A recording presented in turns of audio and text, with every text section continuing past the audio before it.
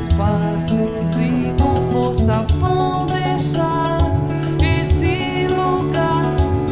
como a lua que espreita a noite e acalanta o mar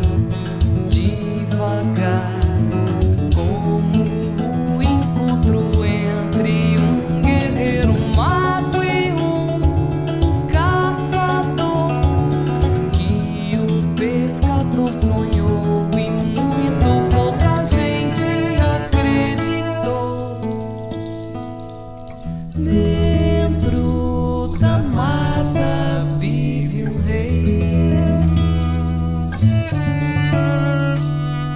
cheio de